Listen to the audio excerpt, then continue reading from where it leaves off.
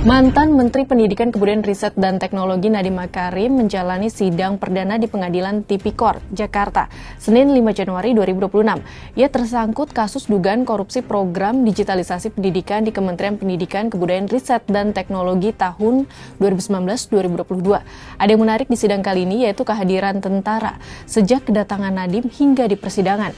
Bagaimana respons pihak pengadilan Nadiem dan kejaksaan terkait hal ini? Dan ada apa di balik kehadiran tentara di sidang? Kita bahas ya. Saat persidangan, 3 tentara berdiri di depan kursi pengunjung sidang. Posisinya tepat di depan pintu keluar masuk area persidangan, yaitu kursi penasihat hukum, jaksa, dan terdakwa. Ketua Majelis Hakim Purwanto S. Abdullah sempat menegur ketiga tentara tersebut. Purwanto menanyakan dari mana kehadiran tentara itu dan meminta mereka berdiri di belakang ruangan. Hakim meminta mereka menyesuaikan posisi agar tak menghalangi pengunjung sidang lainnya. Kehadiran tentara di sidang ini pun dipertanyakan kuasa hukum Nadiem, Dodi S. Abdul Qadir.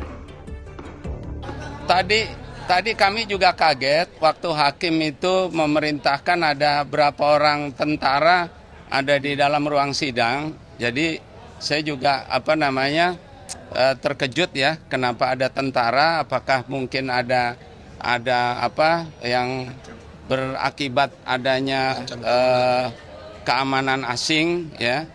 Nah, kemudian ternyata tentaranya ada lagi setelah selesai sidang. Nah, saya juga tanda tanya, dan kemudian memang Pak Nadiem kemudian dibawa ya sesegera mungkin untuk meninggalkan tempat ini. Menanggapi polemik ini, pihak jaksa mengatakan bahwa kehadiran tentara hanyalah untuk keamanan saja, serta sudah diatur dalam kerjasama antara Kejaksaan Agung dan TNI. Panglima TNI juga sudah mengeluarkan surat telegram terkait kerjasama untuk penguatan pengamanan Kejaksaan Tinggi dan Kejaksaan Negeri di Indonesia. Sedikit mundur ke belakang, polemik terkait dengan pengamanan kejaksaan oleh tentara sudah terjadi sejak Mei 2025. Keterlibatan personel TNI tersebut baru terjadi setelah Jaksa Agung Muda Bidang Pidana Militer dibentuk. Pengamanan oleh personel TNI di Kompleks Kejagung sempat bertambah atau lebih ketat setelah Jampitsus Kejagung Febri Ardiansyah diikuti personel Densus 88 Anti Teror Polri dan adanya rombongan polisi yang mengelilingi Kompleks Kejagung dengan mobil dan motor pada akhir 2024. Kala itu beberapa kendaraan polisi militer TNI ditempatkan di pintu gerbang Kejagung. Terkait polemik ini, Panglima TNI Jenderal Agus Subianto pada Mei 2025 menegaskan bahwa pengerahan tentara untuk menjaga kejaksaan di seluruh Indonesia sesuai dengan Undang-Undang Nomor 3 Tahun 2025 tentang TNI.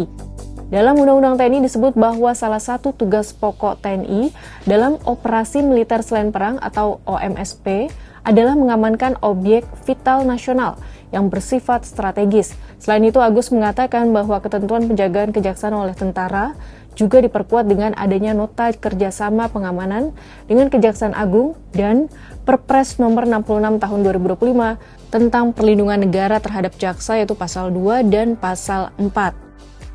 Terkait hal ini, ahli hukum tata negara Mahfud MD pada Mei 2025 menyebut bahwa alasan pengamanan oleh TNI karena kantor kejaksaan dianggap sebagai objek vital nasional tidak masuk akal. Pasalnya kejaksaan bukan objek vital nasional. Tak hanya itu, alasan pengamanan karena pembentukan Jampitmil juga tidak bisa diterima. Sahabat Kompas, Koalisi Masyarakat Sipil untuk Reformasi Sektor Keamanan mengingatkan pengamanan kejaksaan oleh TNI berpotensi memengaruhi independensi penegakan hukum di Indonesia karena mencampur adukan fungsi pertahanan yang dimiliki TNI dengan kewenangan penegakan hukum.